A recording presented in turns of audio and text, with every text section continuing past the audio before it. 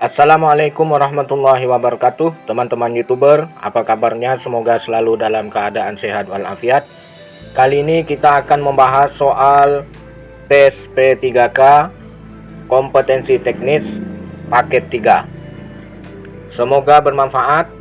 Mari kita bahas bersama-sama. 1. Guru mengadakan penilaian yang mengacu pada kriteria yang telah ditetapkan dan mencakup semua aspek kompetensi, baik afektif, kognitif, dan psikomotorik. Itu adalah prinsip penilaian. A. Beracuan kriteria dan menyeluruh. B. Beracuan kriteria dan sistematis. C. Akuntabel dan menyeluruh. D. Objektif dan menyeluruh. Jawabnya adalah A. Beracuan kriteria dan menyeluruh. Kita lihat pembahasannya. Menyeluruh berarti penilaian mencakup semua aspek kompetensi. Beracuan kriteria artinya penilaian berdasarkan kriteria yang telah ditetapkan. Nomor 2. Hasil pengolahan nilai bahasa Inggris oleh Pak Rudi menampilkan bahwa dari 32 siswa kelas 7, ternyata 28 siswa memperoleh nilai di atas atau mencapai KKM.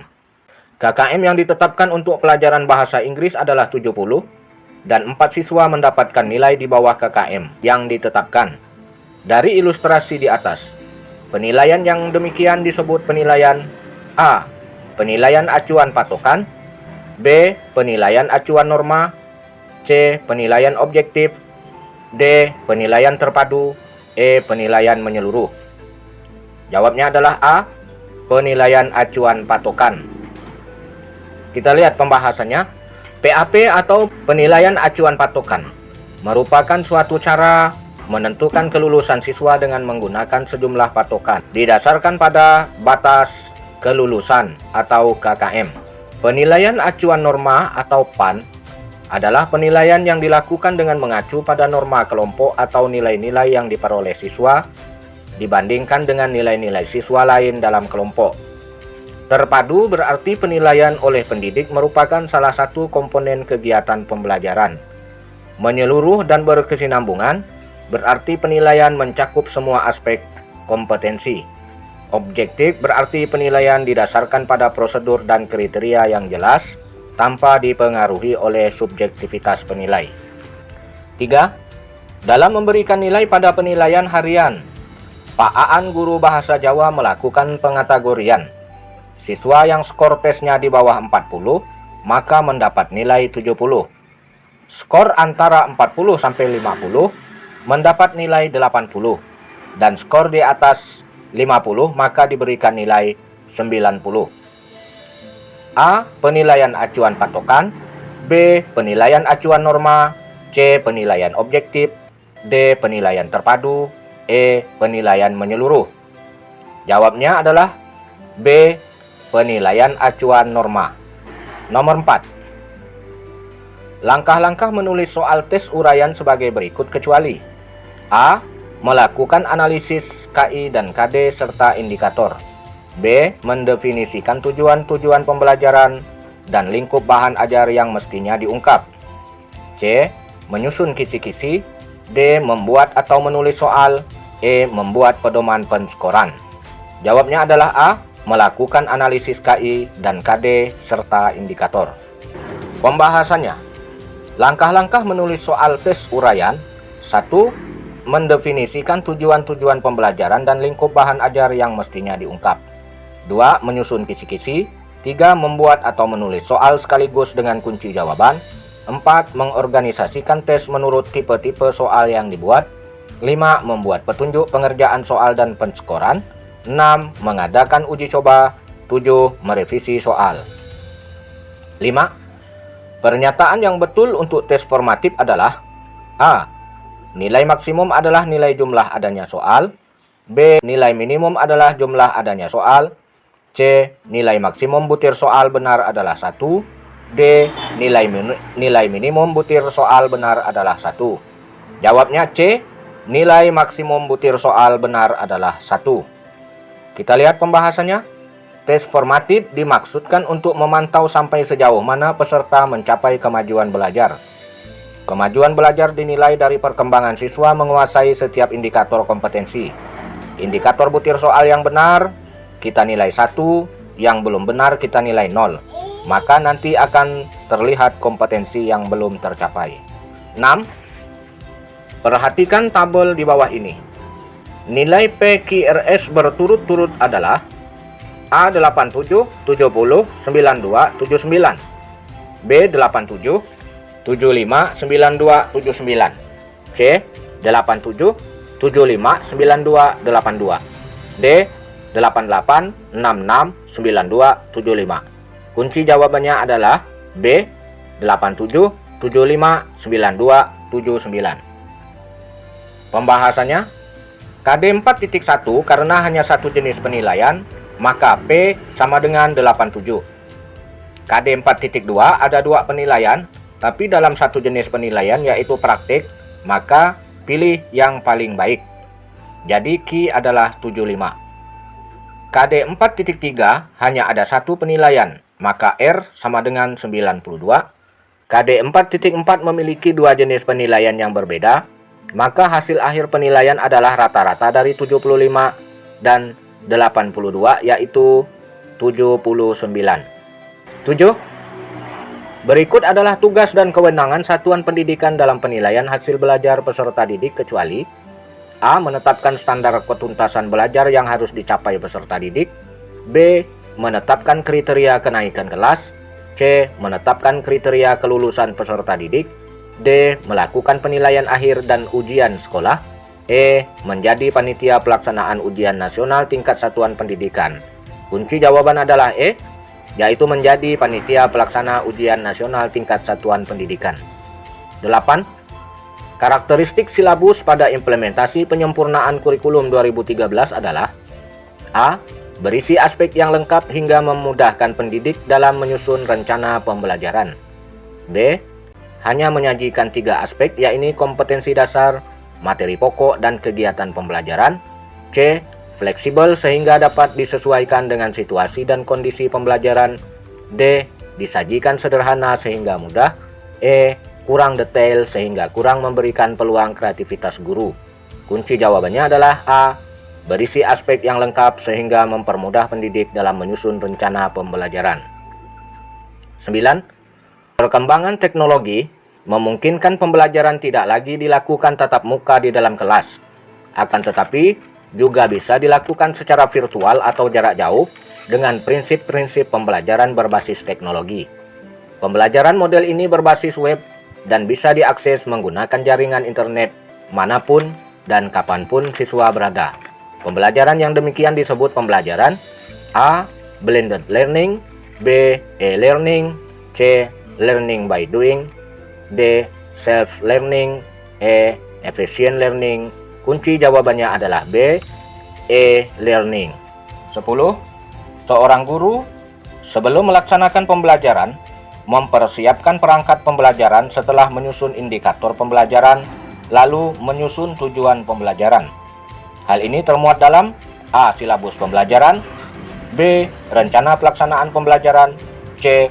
Rencana penilaian pembelajaran, D. Analisis KIKD, E. Program semester. Jawabannya adalah B. Rencana pelaksanaan pembelajaran. 11. Silabus dan RPP adalah pedoman bagi guru dalam melaksanakan pembelajaran yang berupa rencana pembelajaran. Perbedaan antara silabus dan RPP adalah A. Silabus berisi kompetensi dasar dan RPP berisi kegiatan belajar yang diarahkan untuk mencapai kompetensi dasar. B. Silabus berasal dari pengembangan standar isi dan standar kompetensi lulusan, dan RPP bersumber dari standar kompetensi lulusan. C. RPP dibuat oleh setiap guru dan silabus dibuat oleh tim guru. D. RPP dibuat oleh guru sedangkan silabus dibuat oleh satuan pendidikan. E. Silabus berisi rincian kegiatan pembelajaran sedangkan RPP berisi pendekatan penilaian hasil pembelajaran. Jawabannya adalah A. Silabus berisi kompetensi dasar dan RPP berisi kegiatan belajar yang diarahkan untuk mencapai kompetensi dasar. 12. Dari hasil penilaian guru, diperoleh beberapa siswa mencapai kriteria ketuntasan belajar dan ada juga yang belum mencapai kriteria ketuntasan belajar. Dari hasil olah nilai tersebut, dapat dijadikan sebagai bahan guru untuk melakukan tindak lanjut pembelajaran yang merupakan pemanfaatan hasil penilaian guru adalah kecuali A. Memperbaiki program pembelajaran, B. Menyelenggarakan program pembelajaran bagi siswa yang hasilnya rendah, C. Menyelenggarakan pengayaan bagi siswa yang hasilnya tinggi, D. Mengadministrasikan hasil penilaian, E. Menyusun lapor hasil penilaian. Kunci jawabannya adalah D. Mengadministrasikan hasil pembelajaran. 13. Pada sebuah rencana pelaksanaan pembelajaran atau RPP, tertulis contoh rumus indikator kompetensi, menjelaskan kondisi operasi sistem dan komponen perangkat keras. Jika pendidik ingin menyusun menjadi tujuan pembelajaran, maka rumusan yang tepat adalah A. Setelah melaksanakan proses pembelajaran melalui praktik, siswa dapat menjelaskan kondisi operasi sistem dan komponen perangkat keras berupa komponen input, komponen proses, dan komponen output. B. Setelah melaksanakan pembelajaran dan menggali informasi melalui diskusi, siswa dapat menjelaskan kondisi operasi sistem dan komponen perangkat keras secara benar. C. Siswa dapat menjelaskan operasi sistem dan komponen perangkat keras melalui komponen input, proses, dan output secara benar. D. Menjelaskan kondisi operasi sistem dan komponen perangkat keras komponen input, proses, dan output tanpa melihat catatan. E. Setelah melaksanakan pembelajaran dan menggali informasi melalui diskusi materi, kondisi operasi sistem dan perangkat keras dan komponen perangkat keras secara benar tanpa melihat catatan. Jawabnya adalah B. Setelah melaksanakan pembelajaran dan menggali informasi melalui diskusi, siswa dapat menjelaskan kondisi operasi sistem dan komponen perangkat keras secara benar. Kita lihat pembahasan. Tujuan pembelajaran meliputi A. Audiens, dalam hal ini siswa. B. Behavior, dalam hal ini perilaku peserta didik yang diukur, misalkan menjelaskan kondisi operasi sistem dan perangkat keras. C. Condition, dalam hal ini kondisi yang diperlukan agar perilaku yang diukur dapat tercapai. Misalkan setelah melaksanakan pembelajaran melalui titik-titik. D. Degree adalah tingkatan perilaku, misalkan dengan benar, dengan teliti, dengan tepat, dengan akurat, dan lain-lain. 14. Guru setelah pembelajaran langsung memberikan penilaian praktik terhadap siswa dan mengumumkan hasilnya untuk siswa. Bagaimana pendapat Anda tentang hal ini? A. Bagus, karena guru tersebut telah menerapkan prinsip transparan. B. Bagus, karena guru dapat mengetahui mana siswa yang sudah bisa dan mana siswa yang belum bisa. C. Kurang setuju, karena seharusnya penilaian yang dipakai adalah proyek atau produk. D. Kurang setuju, seharusnya sebelum menilai, guru membuat rubrik penilaian dulu agar hasilnya dapat terukur sesuai kriteria. E. Mengumumkan hasil penilaian di depan kelas menyebabkan siswa yang lemah kemampuannya akan merasa malu. Jawabannya adalah D. Kurang setuju, seharusnya sebelum menilai, guru membuat rubrik penilaian dulu agar hasilnya dapat terukur sesuai kriteria. 15. Dalam menentukan jumlah alokasi waktu pada kompetensi dasar, Bu Dina selalu memperhatikan aspek-aspek di bawah ini kecuali A. Jumlah minggu efektif, B. Jumlah dan keluasan KD, C. Kedalaman dan tingkat kesulitan KD, D. Tingkat kepentingan KD, E. Jangka waktu penggunaan media. Jawabnya adalah E. Jangka waktu penggunaan media. 16. Penentuan alokasi waktu pada silabus berdasarkan A. Program tahunan, B. Program semester, C. Analisis minggu efektif, D. Kedalaman materi, E. SKL dan standar isi. Kunci jawabannya C, yaitu analisis minggu efektif. 17. Jika pada silabus terdapat diksi memecahkan masalah sampah, hal ini terdapat pada komponen A. Materi pembelajaran, B. Kegiatan pembelajaran, C. Kompetensi dasar, D. Indikator pencapaian kompetensi, E. Penilaian. Kunci jawabannya C. Kompetensi dasar. 18. Kemampuan tugas siswa yang akan dijadikan bahan untuk menyusun laporan hasil belajar kepada orang tua disebut penilaian. A. Jurnal, B. Portofolio, C. Raport, D. Produk, E. Kinerja. Jawabnya adalah B. Portofolio. Kita lihat pembahasannya.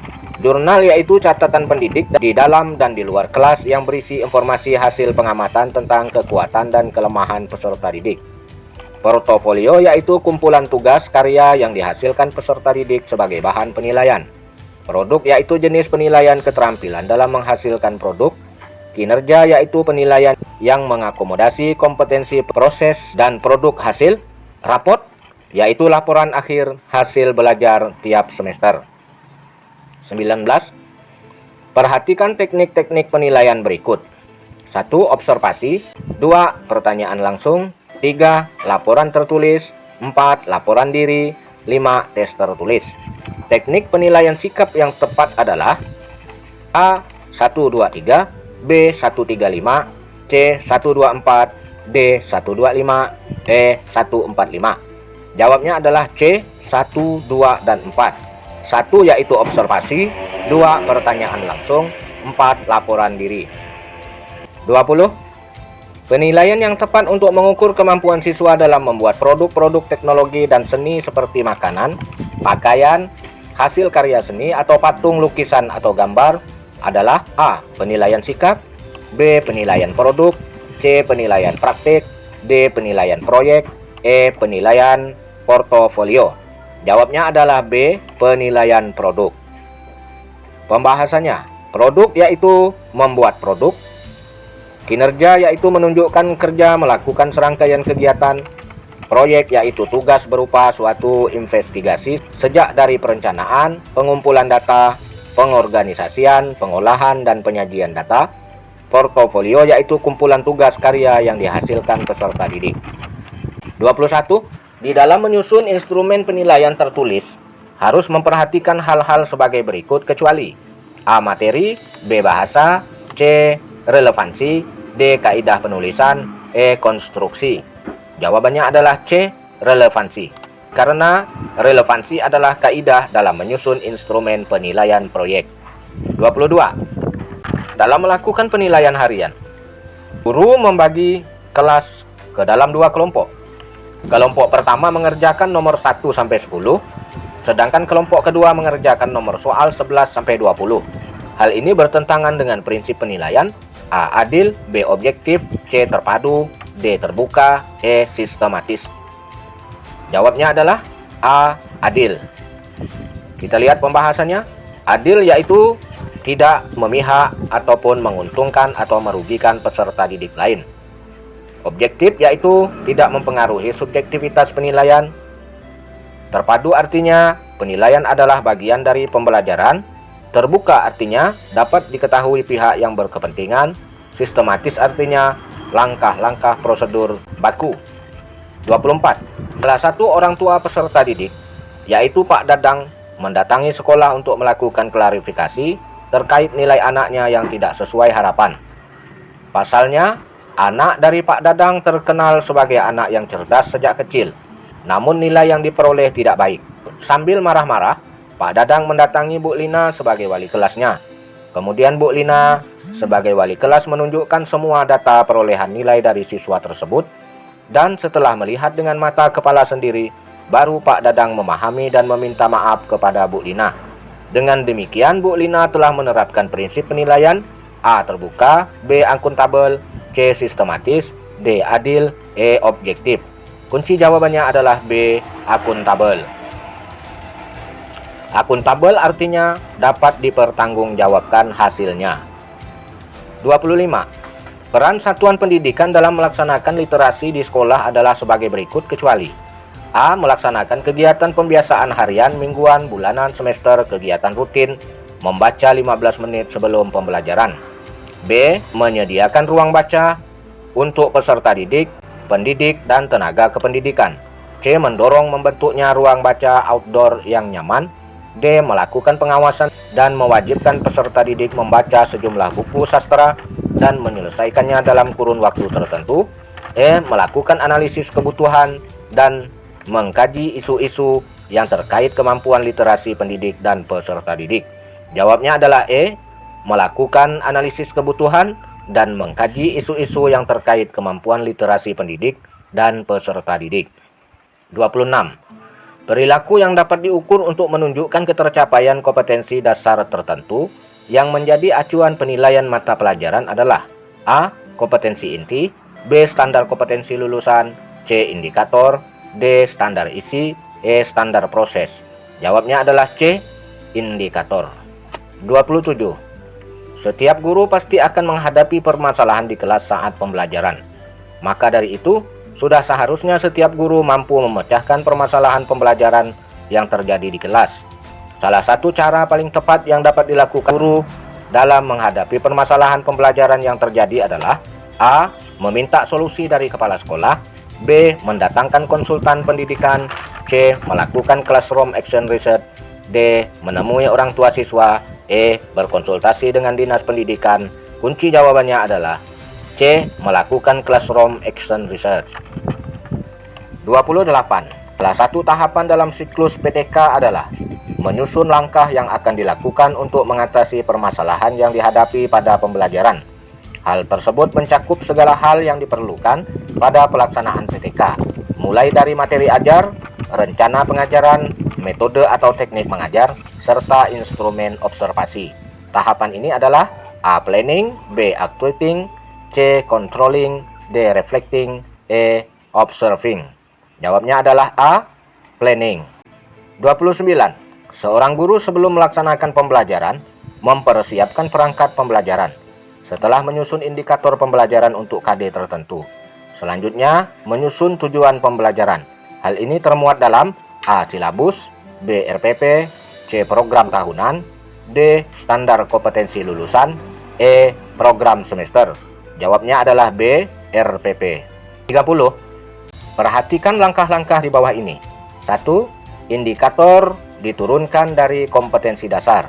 2. Menggunakan kata kerja operasional. 3. Menggunakan kalimat bahasa yang jelas dan dapat dipahami serta tak bermakna ganda. 4. Mampu mengembangkan lebih dari tingkatan C4 atau analisis. 5. Masing-masing indikator harus mencakup ranah afektif, kognitif, dan psikomotorik.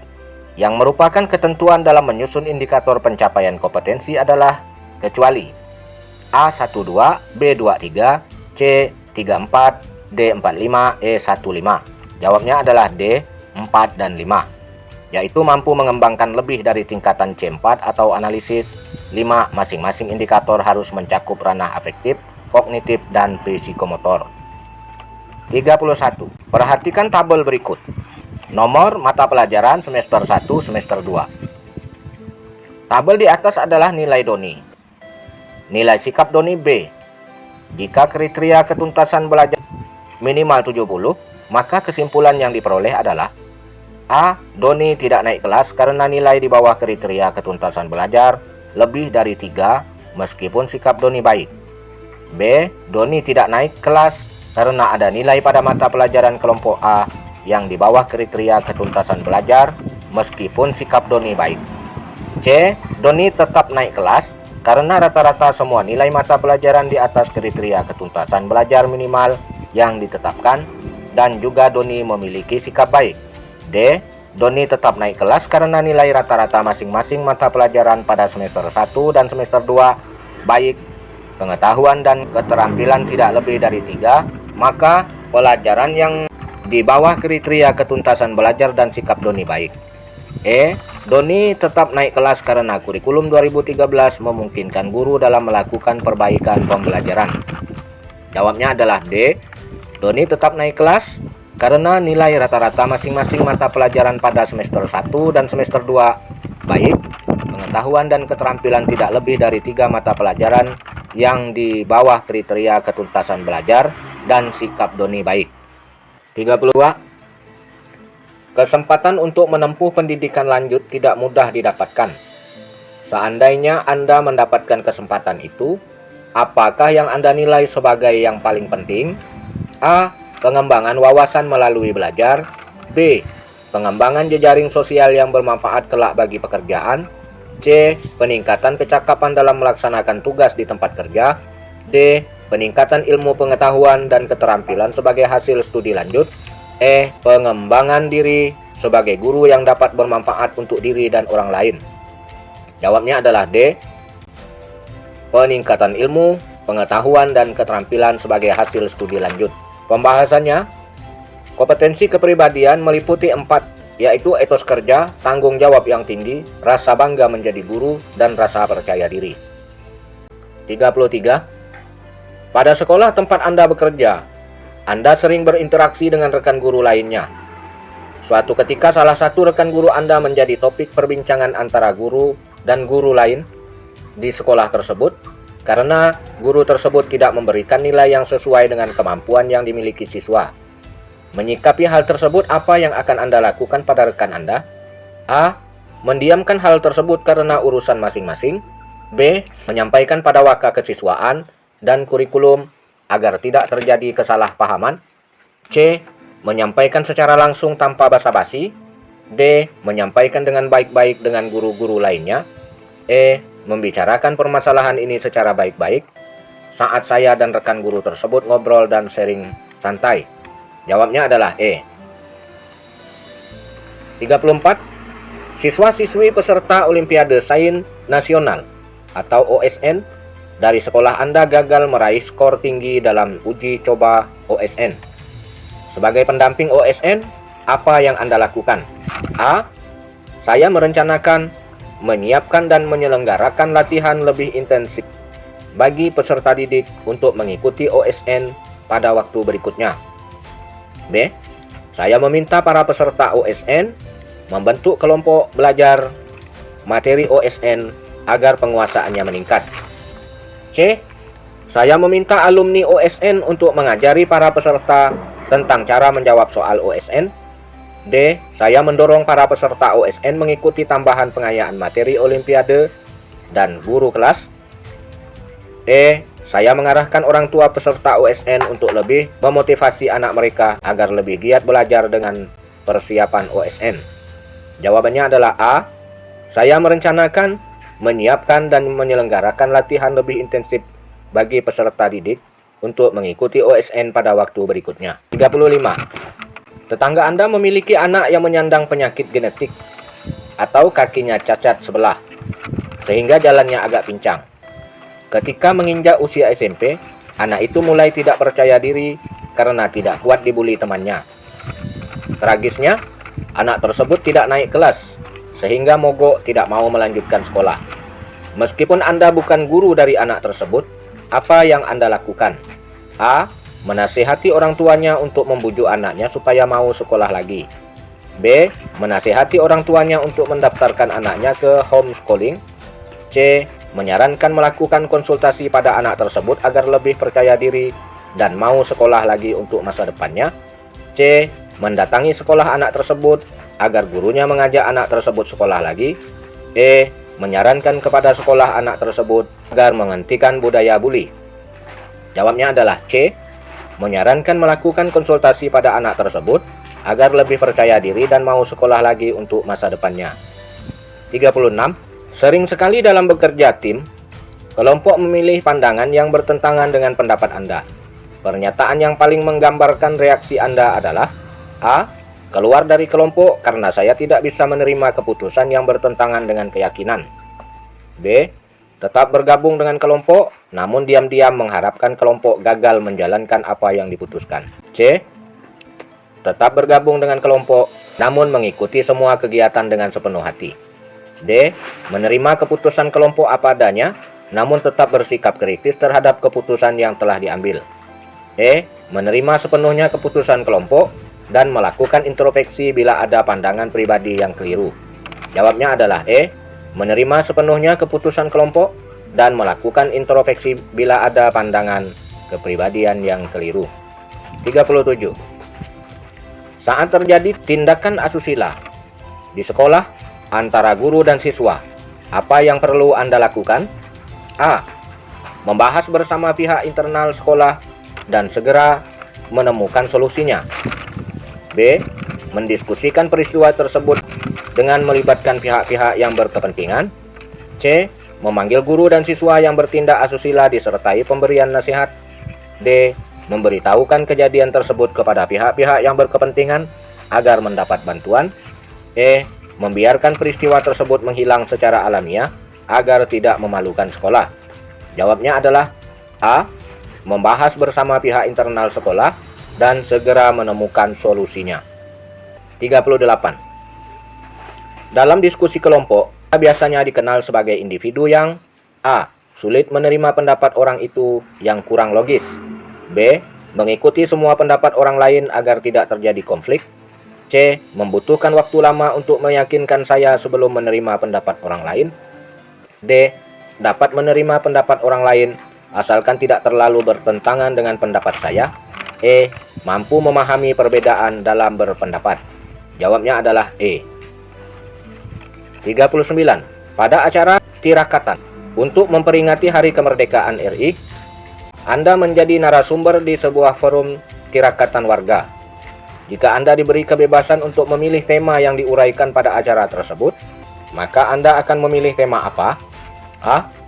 Menengok sejarah perjuangan pahlawan kemerdekaan dengan alasan untuk memberikan pencerahan kepada warga agar menghargai para pahlawan kemerdekaan. B. Menegakkan hukum menuju Indonesia Jaya dengan alasan persoalan bangsa Indonesia, terutama budaya korupsi, lebih banyak disebabkan karena lemahnya penegakan hukum.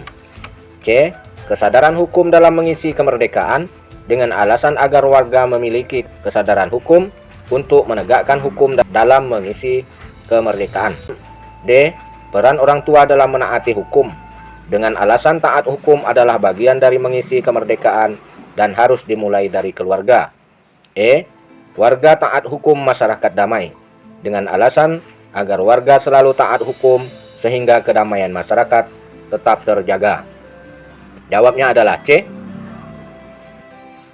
Kesadaran hukum dalam mengisi kemerdekaan dengan alasan agar warga memiliki kesadaran untuk menegakkan hukum dan mengisi kemerdekaan. Nomor 40. Terdapat 5 kriteria penilaian teman sejawat, yaitu kejujuran, kedisiplinan, integritas, tanggung jawab, dan penampilan. Agar penilaian kepada teman sejawat yang Anda lakukan objektif, maka yang dilakukan adalah A. Setiap aspek dinilai dulu untuk semua teman. Misalnya aspek kejujuran dinilai dulu untuk semua teman, baru aspek kedisiplinan dan seterusnya. B. Meranking aspek kejujuran dari ranking pertama sampai terakhir untuk semua teman, kemudian dilanjutkan meranking aspek kehidupan dan seterusnya. C. Menilai satu persatu teman sejawat dengan 5 kriteria, yaitu kejujuran, kedisiplinan, integritas, tanggung jawab, penampilan sekaligus. D. Mendiskusikan dengan teman lain agar hasil penilaian tidak tendensius dan dapat dipertanggungjawabkan. E. Perlu mempertimbangkan senioritas, meskipun 5 kriteria penilaian teman sejawat tetap perlu menjadi acuan. Jawabnya adalah C. Menilai satu persatu teman sejawat dengan 5 kriteria, yaitu kejujuran, kedisiplinan, integritas, tanggung jawab, penampilan sekaligus. Demikian soal tes P3K untuk uji kompetensi teknis paket 3. Semoga bermanfaat. Assalamualaikum warahmatullahi wabarakatuh. Selamat pagi.